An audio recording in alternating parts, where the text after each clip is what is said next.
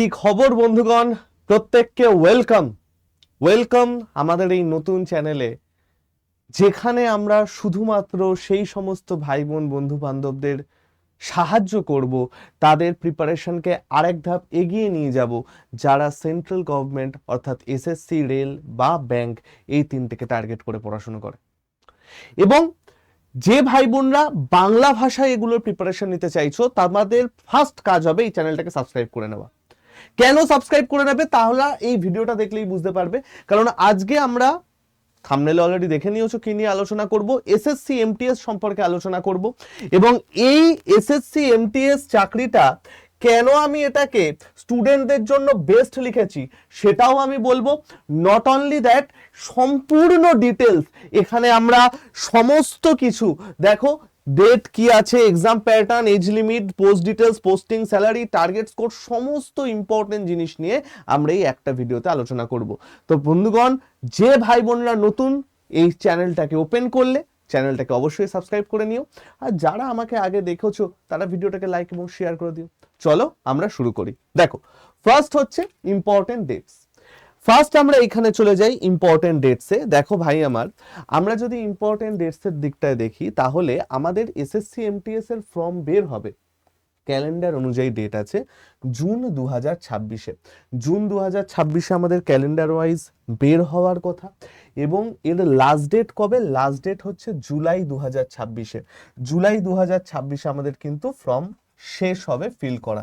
Near about 1 মাসের কাছাকাছি এদের তোমার জায়গা থাকে বা টাইম থাকে, প্রত্যেকবারই তাই থাকে। এক্সাম ডেট এখনো পর্যন্ত আছে সেপ্টেম্বর নভেম্বর 2026, অর্থাৎ সেপ্টেম্বর থেকে শুরু হয়ে নভেম্বরের মধ্যে আমাদের এক্সাম হবে। যদিও এটা সেপ্টেম্বরে হওয়ার চান্স কম, ধরে নাও এটা অক্টোবর থেকে নভেম্বর এইটার মধ্যে আমাদের এক্সামটা শেষ হবে, কারণ এসএসসি ক্যালেন্ডারটা একটুখানি শিফট করেছে, একটু পিছিয়ে গেছে। ঠিক আছে, যদি আমি লাস্ট ইয়ারের ডেটা দেখি, লাস্ট ইয়ারে আমাদের নিয়ার অ্যাবাউট 8,000 খানা পোস্ট ছিল। ফার্স্টে 7,900টা পোস্ট ছিল, সেটা বাড়িয়ে 8,014 না 19টা করা হয়েছিল। তো মোরাললেস 8,000টা পোস্ট ছিল, এবং তার এগেনস্টে 36 লাখ ফর্ম ফিল আপ করেছিল। 36 লাখ ফর্ম ফিল আপ করেছিল গতবার। এইবার এইটার একটা কেস আছে। কি কেস আছে? যেহেতু নতুন কোম্পানি আমাদের এসেছে এডিকিউটি, অনেকে ফর্ম ফিল আপ করেও কিন্তু চাকরির পরীক্ষাটা দিতে যেতে পারেনি।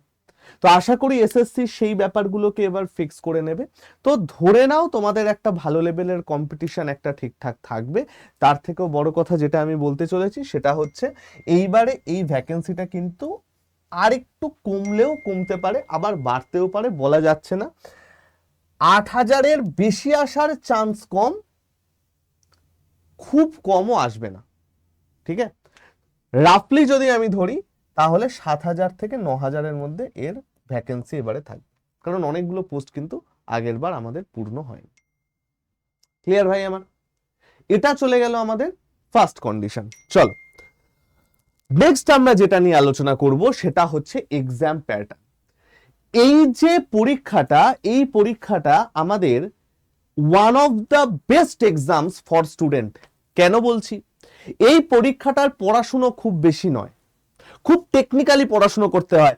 বিশেষ করে যারা অঙ্কে দুর্বল ভাই, যাদের মেন সাবজেক্টই জিকে, যারা অঙ্ককে একটু এরকম ভাবে সরিয়ে থাকো, তাদের জন্য ভাই এটা হচ্ছে একটা বেস্ট চাকরি। দেখো, জেনারেলি স্টুডেন্টরা হয় জিকেতে স্ট্রং হয়, না হয় অঙ্কে স্ট্রং হয়। এই পরীক্ষাটা জিকে যাদের স্ট্রং না ভাই, আমার অপোজিট যারা আছো, তাদের জন্য one of the best exam. দেখো আমরা এর প্যাটার্নটা দেখে নি ভাই।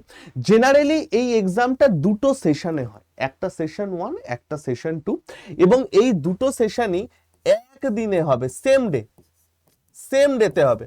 প্রথমে সেশন 1 হবে, তার জাস্ট পরে সেশন 2 হবে। ক্লিয়ার ভাই আমার? এইবার তুমি একটা জিনিস দেখো, এই যে তুমি সেশন 1টা দেখছো, এই সেশন 1টা কি? সেশন 1টা আমাদের 45 মিনিটসের হয়। সেশন 1টা আমাদের 45 মিনিটসের হয়। এবং এই সেশন 1-এ কি কি থাকে? দুটো জিনিস থাকে, একটা হচ্ছে ম্যাথ, একটা হচ্ছে রিজনিং। ঠিক আছে, ম্যাথে আমাদের 20টা প্রশ্ন থাকে, 60 মার্কস থাকে, অর্থাৎ এক একটা কোশ্চেন পিছু 3 number. Same goes for reasoning, 20টা কোশ্চেন থাকে, 60 মার্কস থাকে। এটা হচ্ছে সেশন 1। এবং সেশন ওয়ানের বিউটি হচ্ছে সেশন ওয়ানে তোমাকে শুধু পাস করতে হবে, এটা হচ্ছে কোয়ালিফাইং নেচার। এইটার মার্কস অর্থাৎ এই যে তোমার 120 60 এই 120-র মার্কস তোমার কিন্তু ফাইনাল মেরিট লিস্টে অ্যাড হবে না, এখানে জাস্ট তোমাকে পাস করতে হবে। এবং পাস করার জন্য কি করতে হবে ভাই, যে ভাই বোনরা জেনারেল আছো 30% কোশ্চেন কারেক্ট করতে হবে। অর্থাৎ এই যে 20 টোটাল 40টা প্রশ্ন, 40-এর 30% মানে কত, 12।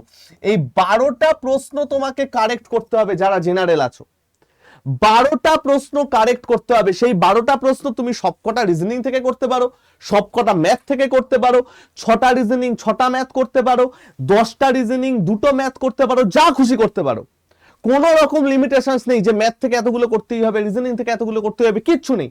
টোটাল মিলিয়ে 40টায় তোমায় 12টা কারেক্ট করতে হবে। ক্লিয়ার?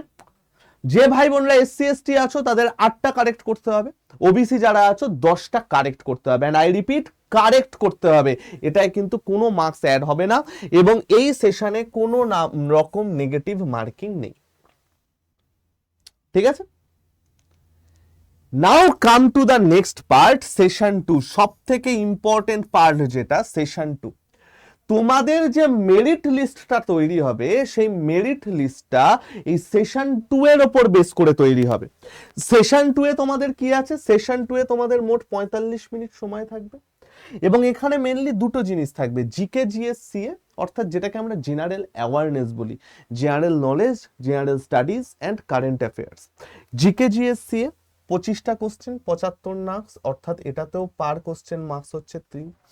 ইংলিশ 25টা কোশ্চেন 75 মার্কস, অর্থাৎ এটাতেও পার কোশ্চেন মার্কস হচ্ছে 3। এই যে টোটাল তোমাদের 50টা প্রশ্ন এলো না ভাই, অর্থাৎ ফুল মার্কস আসছে 150। তোমার মেরিট লিস্ট তৈরি হবে এই 150-র উপর বেস করে। তোমার মেরিট লিস্ট তৈরি হবে এই 150-র উপর বেস করে। 150-তে কত পারছো সেটাই তোমার এইখানে কোয়ালিফাই তোমায় করতে হবে। কত টার্গেট স্কোর আমি লাস্টে, ভিডিওর লাস্টে বলে দেবো। ঠিক আছে, সেশন 2-তে কিন্তু পার কোশ্চেন ভুল করলে 1 নাম্বার করে কাটা যাবে। এটাতে যেমন নেগেটিভ মার্কিং নেই, এটাতে একটা কোশ্চেন ভুল করলে 1 নাম্বার কাটা। অর্থাৎ ব্যাপারটা বোঝো, একটা কোশ্চেন ঠিক করলে তুমি 3 নাম্বার পাচ্ছ, একটা কোশ্চেন ভুল করলে তোমার 1 নাম্বার কাটা যাচ্ছে। ক্লিয়ার? বোঝা গেল? এইটা আসছে আমাদের এক্সাম প্যাটার্ন। কারো ছবি তুলে রাখতে, স্ক্রিনশট তুলে রাখলে নিয়ে রাখতে পারো। আমি পুরো পিডিএফ আমার অ্যাপের কমিউনিটিতে দিয়ে দেবো, পরে দেখিয়ে দিচ্ছি কিভাবে কি দেবো। চলো, এটা চলে গেল আমাদের এক্সাম প্যাটার্ন। নেক্সট আমরা যে জিনিসটা নিয়ে আলোচনা করব সেটা হচ্ছে এজ লিমিট অ্যান্ড কোয়ালিফিকেশন। দেখো, এসএসসি এমটিএস এর আমাদের কোয়ালিফিকেশন খুব মানে একদমই সিম্পল ভাই। কোয়ালিফিকেশন হচ্ছে মাধ্যমিক। তুমি যে কোনো বোর্ড থেকে যদি 10th পাস থাকো বা মাধ্যমিক থাকো তাহলেই তুমি এর জন্য কোয়ালিফাইড। খালি একটা জিনিস, নোটিফিকেশন বেরোনোর লাস্ট ডেট অর্থাৎ কাট অফ ডেট যেটা থাকে তার আগে তোমাকে পাস করে থাকতে হবে। ঠিক আছে, এজ লিমিট কি? এজ লিমিট হচ্ছে 18 থেকে 25। জেনারেলি এমটিএস নিয়ে যে পদগুলোই তুমি জয়েন হবে, পদ নিয়ে আমরা পরের স্লাইডেই আসছি। এখানে দু রকমের এজ লিমিট থাকে, একটা হচ্ছে 18 থেকে 25 নর্মাল এমটিএস দের জন্য, আর একটা হচ্ছে 18 থেকে 27। এই 18 থেকে 27-এ আমাদের দু রকমের পোস্ট হয়, একটা হচ্ছে হাবলদার, CBIC and CBN department. CBIC মানে কি? সিবিআইসি মানে হচ্ছে central board of indirect taxes and customs, আর সিবিএন ডিপার্টমেন্ট নার্কোটিক্স ডিপার্টমেন্ট। এবং এছাড়া এমটিএস এর স্পেসিফিক কিছু পোস্ট, ট্যাক্স ডিপার্টমেন্টের জন্য, কাস্টম ডিপার্টমেন্টের জন্য কিছু কিছু পোস্টে আমাদের 18 থেকে 27 কিন্তু এজ লিমিট থাকে। আমাদের পরীক্ষাটা সেমই হয়, কাট অফ ডিপার্টমেন্ট ওয়াইজ আলাদা হয়, অর্থাৎ 18 থেকে 25-এর জন্য একরকম কাট অফ হয়, 18 থেকে 27-এর জন্য একরকম কাট অফ হয়। ঠিক আছে, আর এজ লিমিটটা জেনারেলি যে ভাই বোনরা এসসি এসটি আছো, এসসি এসটিদের এজ লিমিটে, আপার এজ লিমিটে 5 বছরের ছাড় থাকে, অর্থাৎ ওরা এটা 30 বছর অবধি, এটা 32 বছর অবধি দিতে পারবে। ওবিসিদের এজ লিমিটে 3 বছরের ছাড় থাকে, অর্থাৎ এটা 28 অবধি, এটা 30 অবধি দিতে পারবে। ক্লিয়ার? এটা আমাদের চলে গেল হচ্ছে কি ভাই, এজ লিমিট অ্যান্ড কোয়ালিফিকেশন। আমাদের কি কোয়ালিফিকেশন আছে এবং এর কি এজ লিমিট আছে। নেক্সট আমরা যে জিনিসটা নিয়ে আলোচনা করব সেটা হচ্ছে পোস্ট ডিটেলস। ফার্স্টে এটার কেউ স্ক্রিনশট তুলে নিতে পারো। আমি আস্তে আস্তে এর পোস্ট ডিটেলস, এর পোস্টিং, স্যালারি, প্রমোশন সমস্ত কিছু নিয়ে ধরে ধরে আলোচনা করছি। একটু ইম্পর্টেন্ট জিনিস শুনে রাখো ভালো করে। দেখো, ফার্স্ট তোমাদের যে কথাটা আমি বলবো সেটা হচ্ছে, দেখবে বিভিন্ন জায়গায় একটা কথা চালু আছে, আরে এমটিএস এর তো চা বানাতে হয়, এমটিএস তো গার্ডেনার, মালি, এই সমস্ত জিনিস, সুইপার, এই সমস্ত জিনিসপত্র আছে, ইনফ্যাক্ট গুগলেও এসব দেয়। এগুলো কিন্তু ঠিক নয়, এগুলো কিন্তু সম্পূর্ণ ভুল। অ্যাকচুয়াল তথ্যটা ভালো করে জেনে নাও। ওই টাইপের যে কাজগুলো আছে যেগুলো আগে এমটিএস এর আন্ডারে ছিল, সেইগুলো এখন কোনো গভর্নমেন্ট অফিস যারা এতদিন চেষ্টা করে পড়াশুনো করে এতটা টাফ এক্সাম সিলেক্ট হয়ে যাচ্ছে, সেটা হয় না, করায় না তাদের দিয়ে।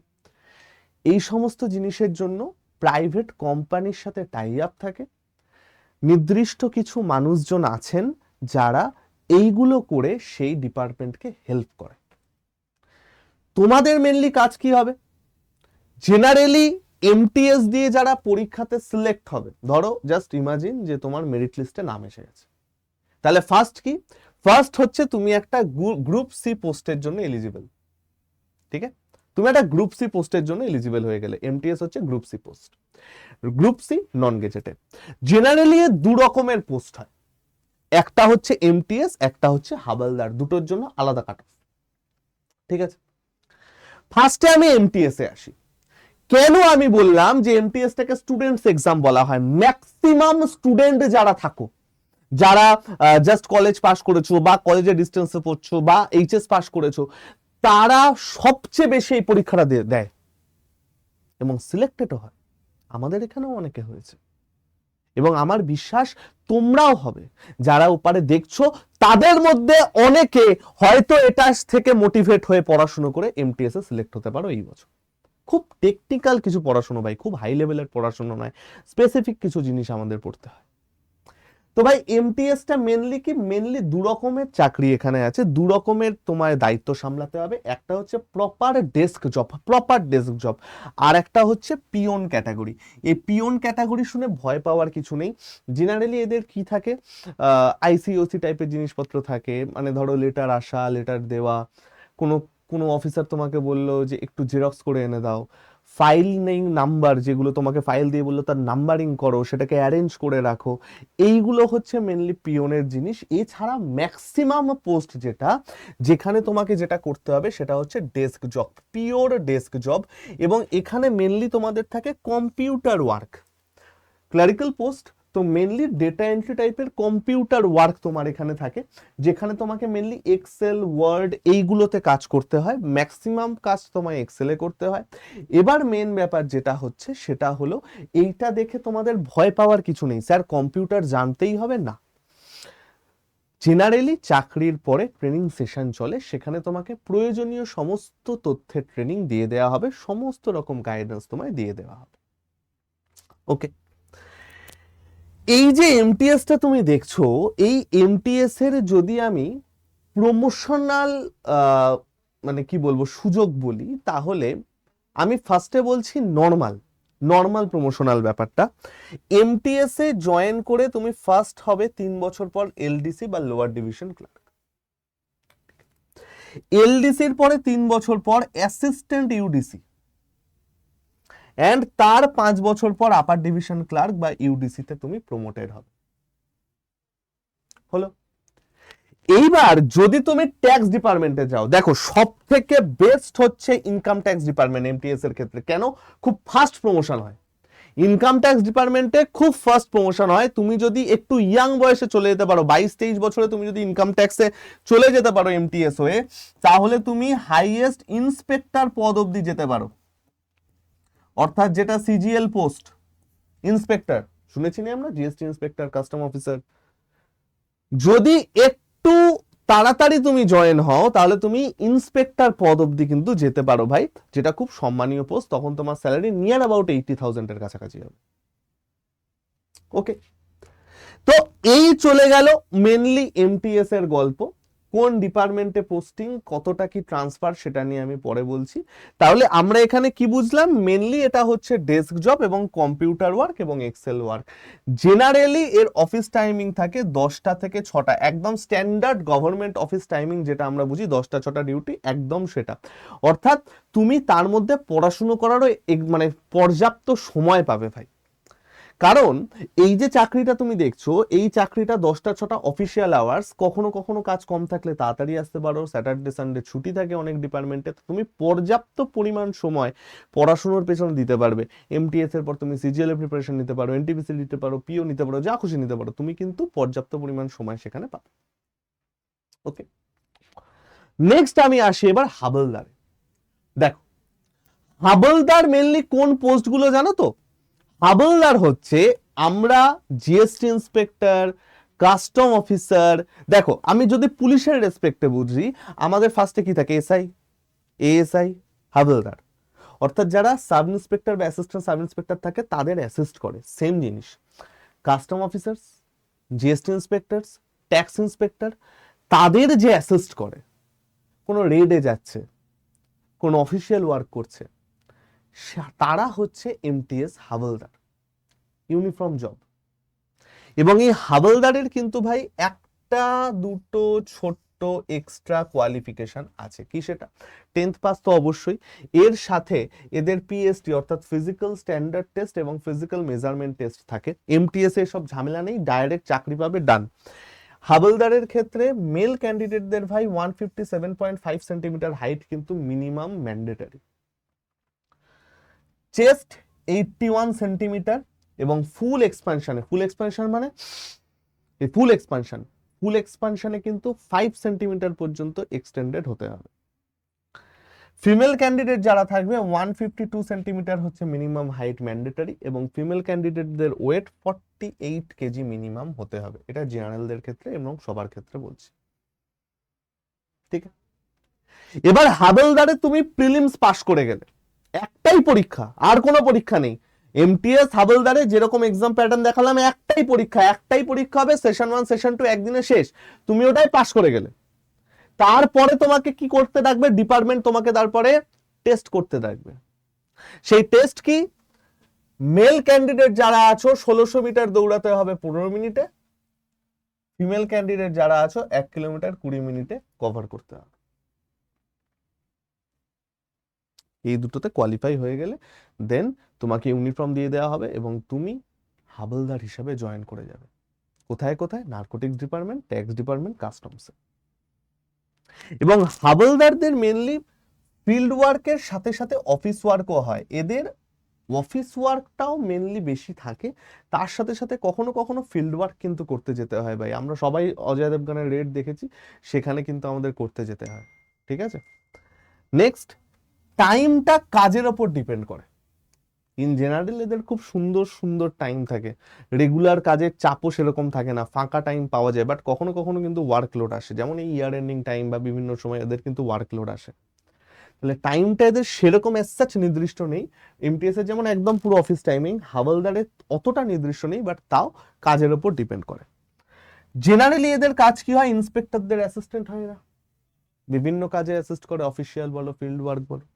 এবং এইখানে কিন্তু কোনো নাইট করতে হয় না, হাবলদার মানে যে নাইট ডিউটি দেবে সেরকম কিছু কিন্তু এখানে করতে হয় না। হাবলদারের নাইট ডিউটি এখানে লাগে না, যেহেতু তুমি ট্যাক্স ডিপার্টমেন্টে আছো। কখনো যদি নাইট ডিউটি করতে হয়, ধরো কাজের খুব প্রেশার, কমিশনার এসছে, অ্যাসিস্ট্যান্ট কমিশনার এসছেন ট্যাক্সের বা ইন্সপেক্টরের কোনো হেভি কাজের প্রেশার, তখন যদি কখনো নাইট করতে হয়, তার পরের দিন কিন্তু ছুটি দেওয়া হয়, ঠিক আছে?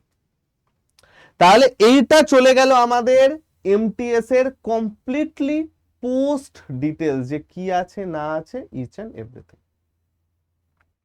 হয়েছে। Now come to the main part, posting and salary. যে স্যার এই এমটিএস বা হাবলদারের পোস্টিংস কি হয় এবং তার স্যালারি কত কি হয়, সেই জিনিসগুলো দেখো। ইন জেনারেল তুমি যখন ফর্ম ফিল আপ করবে ভাই, তোমার কাছে জোন চাওয়া হবে, যে তুমি কোন জোনের জন্য ফর্মটা ফিল আপ করতে চাইছো। জেনারেলি এগুলোকে ব্রেক করে কি করে বলো তো, ফার্স্টে তোমাদের জোনস হিসাবে ভাগ হয়, জোনসের পর যায় হচ্ছে কমিশনারেট, একটা জোন থাকে তার ভেতরে অনেক কমিশনারেট থাকে, তার ভেতরে থাকে হচ্ছে বিভিন্ন ডিভিশনস, এইভাবে স্টেপে স্টেপে হয়। তো ফার্স্টে তোমাকে জোন চাওয়া হয়, জেনারেলি যে জোনটা তুমি সিলেক্ট করবে তোমার সারা জীবন সেই জোনেই থাকতে হবে। ট্রান্সফার কিন্তু জোনাল হয়, এক কমিশনারেট থেকে আরেক কমিশনারেট, এক ডিভিশন থেকে আরেক ডিভিশন, এই হচ্ছে আমাদের ট্রান্সফারের নিয়ম। কখনো যদি তোমায় জোনে ট্রান্সফার করতে হয়, ধরো তুমি অন্য একটা জোনে দিয়েছো, সেখানে কাট অফ কম বলে, ধরো তুমি নর্দার্ন জোনে দিয়েছো, এটা হচ্ছে ইস্টার্ন জোন, তুমি ধরো নর্দার্ন জোনে দিয়েছো, কাট অফ কম, তুমি চাকরি পেয়ে গেছো। এবার কিছু বছর পর স্বাভাবিক ভাল লাগছে না, বাড়ি মা মনের মানুষ সবাই এখানে, ভাই একা একা কি করবি ওখানে, তো তুমি ধরো চেষ্টা করছো তোমার জোনে আসতে। তো তোমাকে কি করতে হবে, তোমাকে একটা লেটার লিখতে হবে এন্ড আরজি জানাতে হবে মিউচুয়াল ট্রান্সফারের।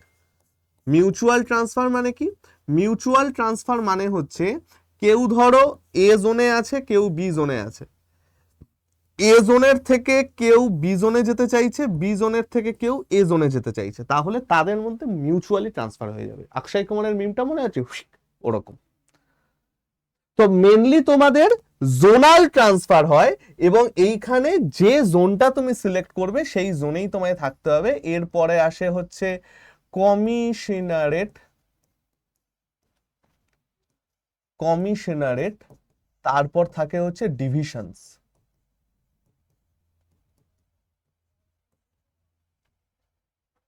ঠিক আছে, জেনারেলি জিএসটিটা যেটা, জিএসটিটা টোটাল 21 খানা জোন থাকে এবং কাস্টমসে 11 খানা জোন থাকে। ঠিক আছে, এবং এই যে জোন ওয়াইজ তোমার ব্রেক হলো, এদের ডিপার্টমেন্ট কোন কোন জায়গায় চলতে পারে, বিভিন্ন ভালো ভালো ডিপার্টমেন্ট, অনেক মন্ত্রণালয়, বিভিন্ন ministries, central government office, secretariat, অনেক সময় বিভিন্ন সেক্রেটারিয়েটে থাকে, পাসপোর্ট অফিসে থাকে, কাস্টমস ডিপার্টমেন্ট যেটা পাসপোর্ট অফিসে থাকে, এই কাস্টমস বলছি, হ্যাঁ কাস্টমসে থাকে, ট্যাক্সে থাকে, রেলওয়ে থাকে, পোস্ট অফিসে থাকে,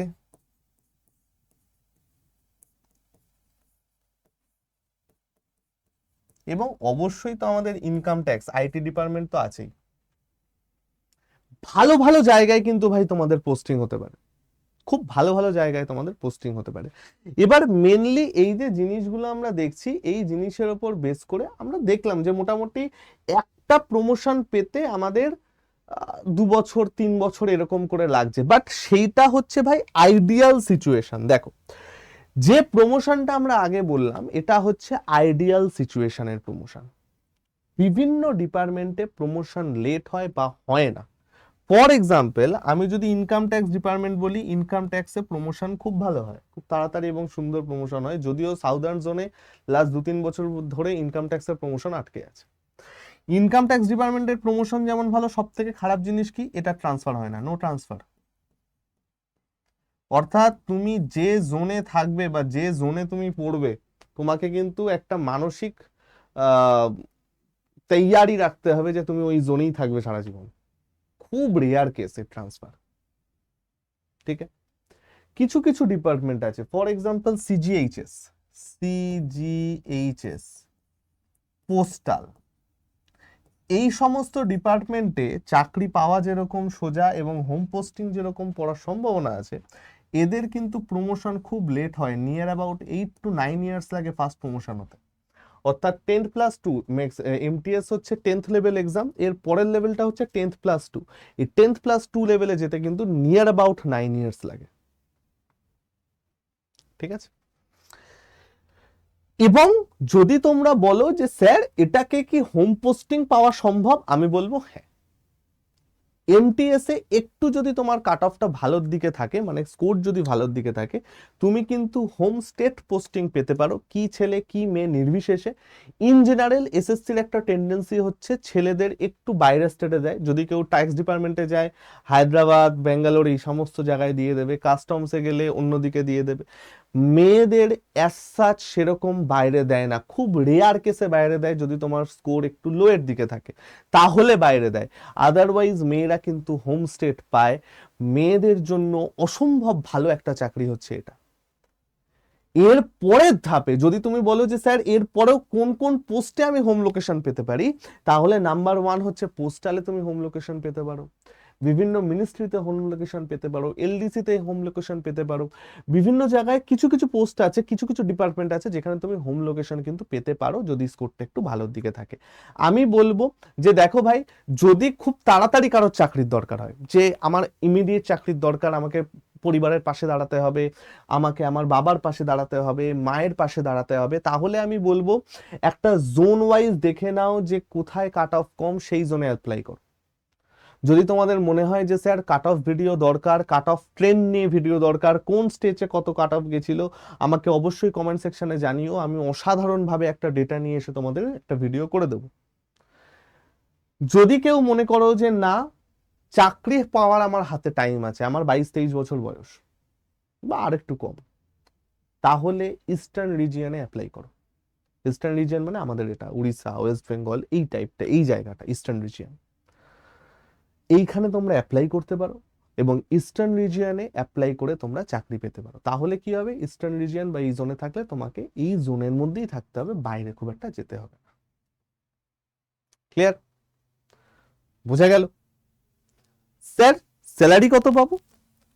কারেন্ট স্যালারি যদি আমি বলি, এমটিএস এর ভ্যারি করে 29,000 থেকে 35,000 এর মধ্যে ইন হ্যান্ড ঢুকেই। এখানেও টিয়ার এক্স, টিয়ার ওয়াই, টিয়ার জেড, অর্থাৎ একটু ডেভেলপড শহর, ডেভেলপিং শহর অ্যান্ড আন্ডার ডেভেলপড শহর, তার উপর বেস করে স্যালারি দেওয়া হয়। 30,000-এর নিচে স্যালারি খুব কম হয়, এর সাথে অনেক অ্যালাউন্সেস থাকে।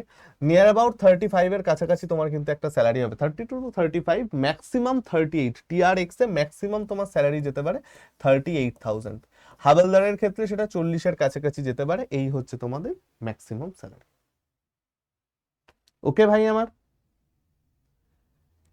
এইবার লাস্ট কোশ্চেন যে স্যার আমরা টার্গেট স্কোর কত করব। দেখো, ইন জেনারেল আমরা বললাম যে আমাদের ইংরাজি আর জিকে মিলিয়ে যে 150 নাম্বার, তার উপরে আমাদের মেরিট লিস্ট তৈরি হয়। রাফলি যদি আমি বলি 125, দেখো কাট অফটা অ্যাজ সাচ তো বলা যায় না, কারণ কোশ্চেনের উপর ডিপেন্ড করে। কোথাও কোশ্চেন খুব টাফ হলো, কাট অফ নামবে, কোশ্চেন খুব সোজা হলো, কাট অফ বাড়বে, অনেক কিছুর উপর কাট অফ ডিপেন্ড করে।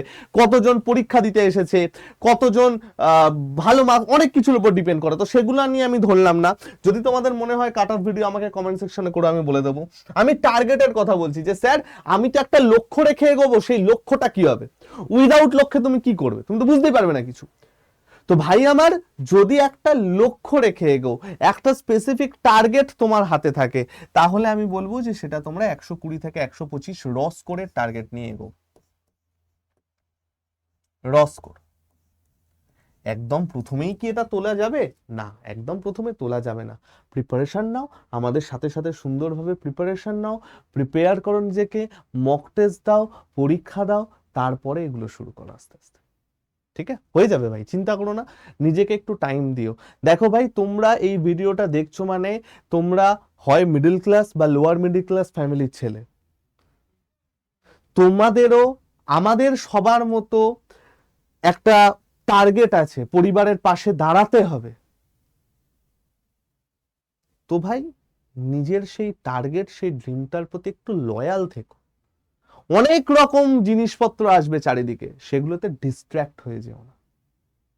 ঠিক আছে, জাস্ট এইটুকুই রিকোয়েস্ট করবো। মিনিমাম 120 থেকে 125 টার্গেট নিয়ে পড়াশোনা শুরু করো, দেখবে আস্তে আস্তে আস্তে আস্তে সেটা 130-40 চলে গেছে। হয়, ঠিক আছে। তো আশা করি আজকের ভিডিওটায় তোমাদের বেশ উপকার হয়েছে।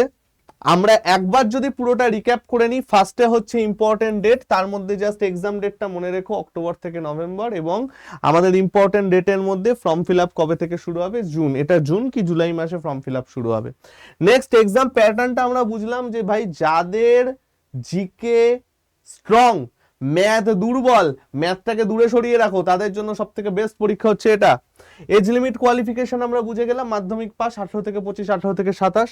পোস্ট ডিটেলসটা আমরা ধরে ধরে সুন্দর করে বুঝেছি, আমরা পোস্টিং স্যালারি কোথায় হতে পারে সেটাও বুঝেছি, এবং আমরা কত একটা টার্গেট করব সেটাও বুঝেছি। তো আশা করি এই ভিডিওটা তোমাদের কাজে লেগেছে। যদি সত্যি কাজে লেগে থাকে তাহলে ভিডিওটাকে একটু তোমরা শেয়ার করে দিও। কোনো রকম কিছু নিয়ে ডিটেলসে জানতে হলে আমাকে কমেন্ট সেকশনে জানিও, এবং অবশ্যই করে আমাদের যে টেলিগ্রাম চ্যানেলটা আছে ভাই, সেই টেলিগ্রাম চ্যানেলটা জয়েন করে নিও। স্যার কি করে জয়েন করব স্যার? টেলিগ্রাম ডেসক্রিপশনে লিংক আছে, লিংকে ক্লিক করে জয়েন করতে পারো, অথবা এই কিউআর পজ করে অন্য একটা ফোন নিয়ে কিউআর স্ক্যান করে জয়েন করতে পারো, অথবা ডাইরেক্ট টেলিগ্রামে গিয়ে টাইপ করবে আড্ডা 24/7 বেঙ্গলি, আড্ডা 24/7 বেঙ্গলি, টেলিগ্রামে গিয়ে টাইপ করো ভাই, তাহলেই এই যে আমাদের টেলিগ্রাম চ্যানেল দেখবে এরকম হচ্ছে টেলিগ্রাম চ্যানেল, সেই টেলিগ্রাম চ্যানেলের লিংক চলে আসবে, তোমরা এখানে জয়েন করে নিও। ক্লিয়ার? অ্যান্ড যে ভাই বোনরা আমাদের অ্যাপটা এখনো ডাউনলোড করনি, একাধিক জিনিস আছে আমাদের অ্যাপে, একাধিক জিনিস। কি কি জিনিস আছে তার কমপ্লিট লিস্ট আমি আই বাটনে একটা ভিডিওতে রেখে দেবো। এখানে তুমি ফ্রিতে মক টেস্ট দিতে পারবে, ফ্রিতে ক্লাস করতে পারবে, জব ডিটেলস পাবে, রেগুলার কারেন্ট অ্যাফেয়ার্স পাবে ফ্রিতে কমপ্লিটলি। তো তুমি যদি আমাদের অ্যাপটা ডাউনলোড না করে থাকো, ডেসক্রিপশনে লিংক আছে, ডাউনলোড করে নিও, অথবা প্লে স্টোরে গিয়ে সার্চ করবে আড্ডা 24/7, প্লে স্টোরে গিয়ে সার্চ করবে আড্ডা 24/7, তাহলেই দেখবে এই যে এই অ্যাপটা চলে আসবে, এটাকে ডাউনলোড করে। ক্লিয়ার ভাই আমার?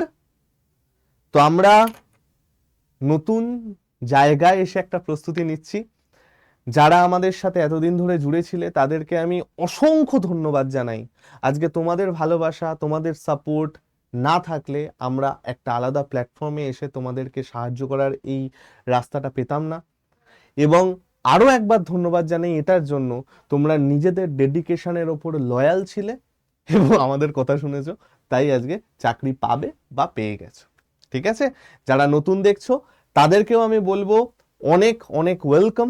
ভালো থেকো সবাই, ভালো হবে সব, একটু ওয়েট করে যাও, নিজের ওপর কনফিডেন্স হারিও না, নিজের ওপর লয়াল থেকো, আমি বিশ্বাস তোমাদের সবার ভালো হবে। কারণ ভাই কিছু করার নেই, সাকসেস পেতেই হবে। ঠিক আছে? সাবস্ক্রাইব করে নিও যারা নতুন আছো। ভালো থেকো সবাই, আবার পরের ক্লাসে তোমাদের সাথে দেখা হবে। এবং যারা গ্রুপে জয়েন হতে চাও, 7203084697,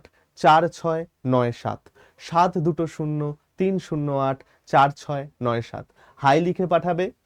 ব্যাংক এসএসসির জন্য আলাদা গ্রুপ আছে, দেখবে, জয়েন হয়ে যাও। ঠিক আছে? চলো, টাটা।